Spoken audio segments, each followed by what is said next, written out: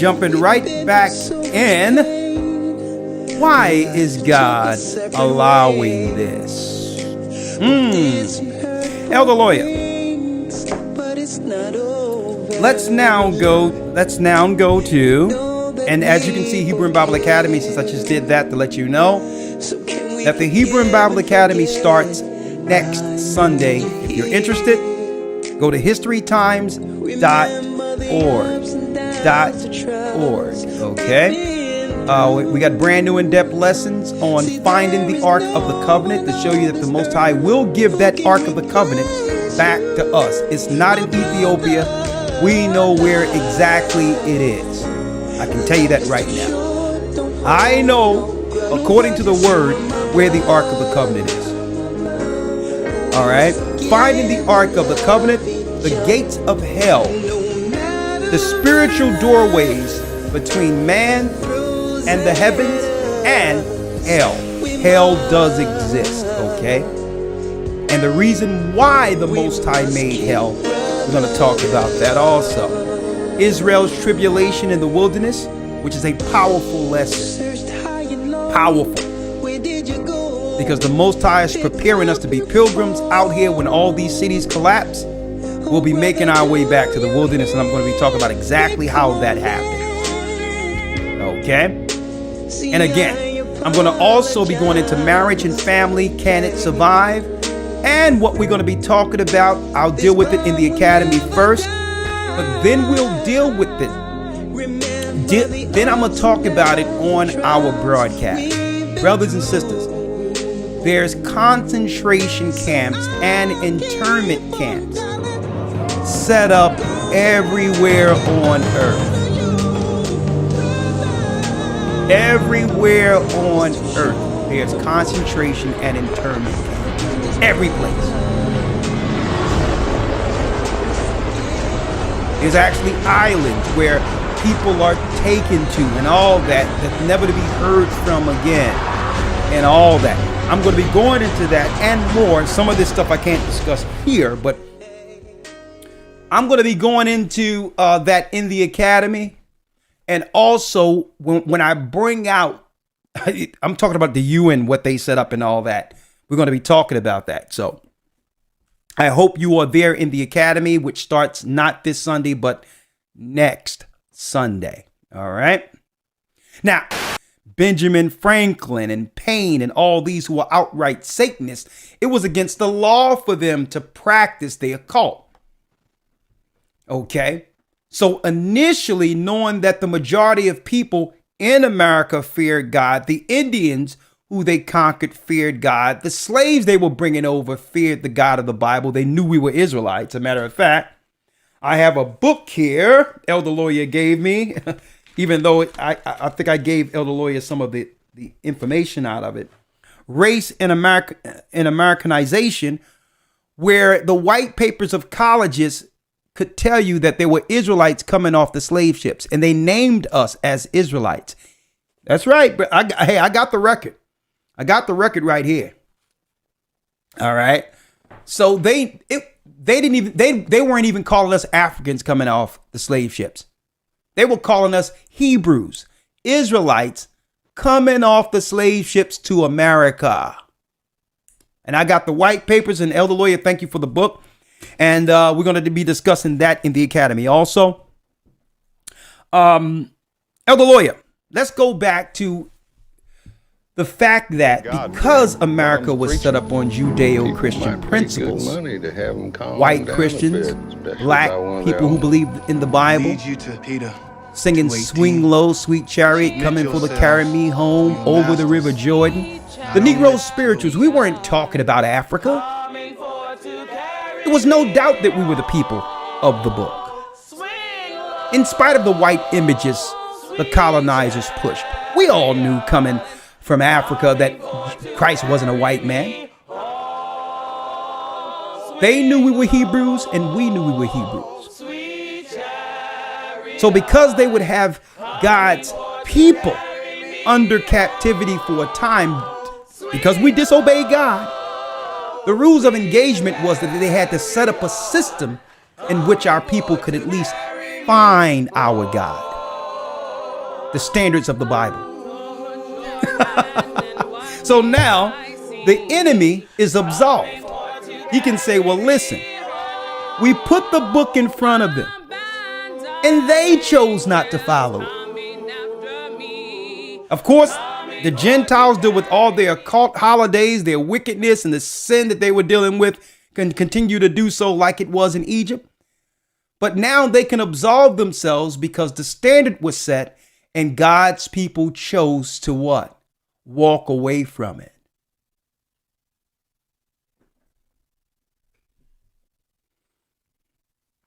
That's one point. But then the Gentiles who claim to uphold the book began to deal with evil and institute evil to teach it to others on an institutional level. That's when our God said, well, hold up now. This is something else here, the institutional level, where you're going to teach I never existed. You're going to teach evolution. When that wasn't the agreement that you would come into a country and teach I didn't exist. When I prophesied you going there. Right? That wasn't the agreement. The occult would take precedent over what? Society, over the political realm, over the educational realm, to make people question whether or not God ever existed. And when they begin to do that, the gender thing and all these other things, the Most High said, okay, bets off, buddy. Pull the plug on it. Right? So let's go. Let me show you this. Let's go, Elder Lawyer. Let's go to Jeremiah 51 real quick. Jeremiah 51. Sir. Yes. We can start at Jeremiah 51. Yeah, we can start at the first verse. Yes, sir. Jeremiah 51, verse 1. Thus saith the Lord, behold, I will raise up against Babylon and against them that dwell in the midst of them that rise up against me a destroying wind. And will send unto Babylon fanners that shall fan her and shall empty her land, for in the day of trouble they shall be against her round about. Against him that bendeth the archer, or against him that bendeth, let the archer bend his bow, and against him that lifteth himself up his brigandine, and spare ye not her young men, destroy ye utterly all her hosts. Come on. Thus the slain shall fall in the land of the Chaldeans, and they that are thrust through in her streets. For Israel have not been forsaken, nor Judah of his... Listen to this, folks, why the Most High is going to allow a war. Because Israel, the true people of Israel, have not been forsaken. The Most High he didn't forget the oath he made with our forefathers. He never forgot. He's never forgotten that. Abraham, Isaac, Jacob, Moses giving us the law, the agreement, the covenant I read in Deuteronomy 6, because the Most High is not a man that he should lie, just because we've broken our covenant with him by not coming back to what? The son that was sent as an example to get back to him. The Most High never forgotten his covenant with us. Isaiah 13 tells us about a war that will happen. And guess what? Guess who's fermenting that war right now politically? I'm not going to say Joe Biden because I don't know how much cognitively he, as far as what he's dealing with up there, has to do with some of these progressive moves that are being made under his name. But right now, they're instigating the war with, the war with Iran, which is Isaiah 13. Once that happens, the fanners will come. The Most High will send the weaponry. And guess what? He's going to allow, that's right, the means to do what it does. And there will be bombs and all that in the waters and all that will have what? You got it. A domino effect on all of the power plants. A great earthquake that will break America in 3 pieces. And at that time, those who purchased those areas will stake claim to it. The East Coast will belong to England. Let's go.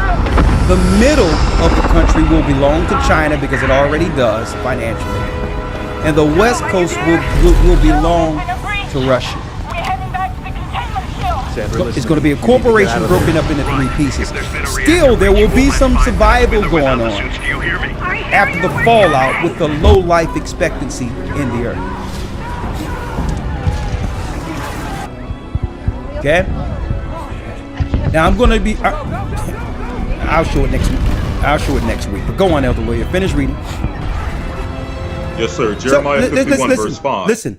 Someone says... No, go ahead. I'm listening. Go ahead. Finish reading. Yep, Jeremiah 51, verse 5. For Israel have not been forsaken, nor Judah of his God, of the Lord of hosts. Come on. Though their land was...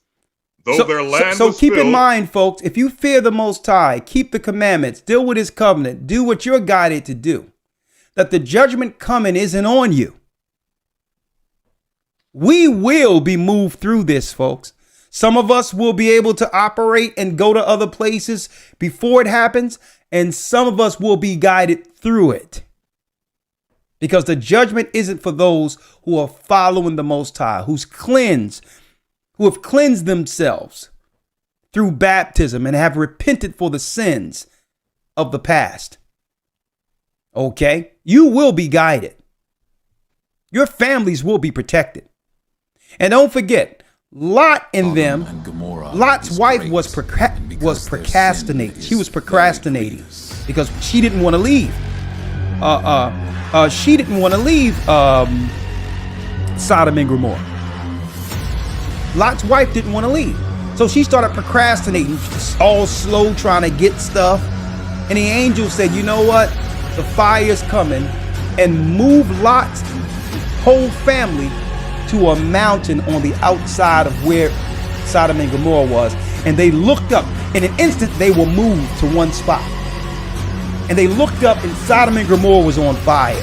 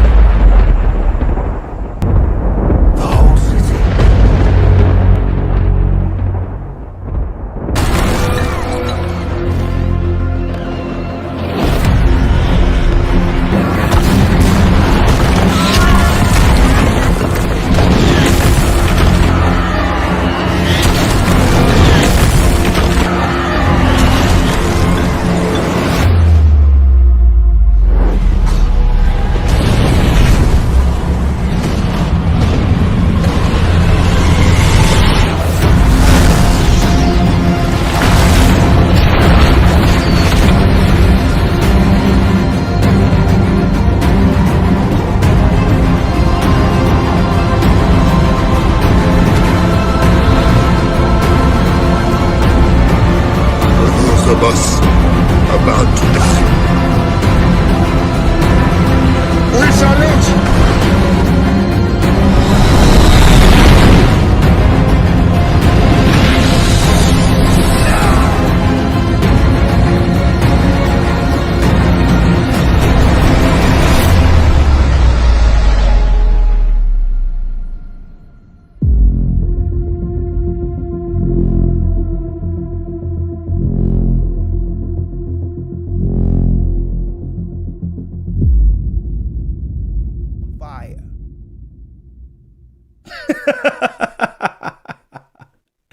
And that's another thing. We're going to show you that movement through the gates. In the academy, we're going to talk about that. I said we're going to teach that, of how the angels move people in the earth. How did they do it with the prophets? We're going to show you this, but this is going to be on an international scale, brothers and sisters.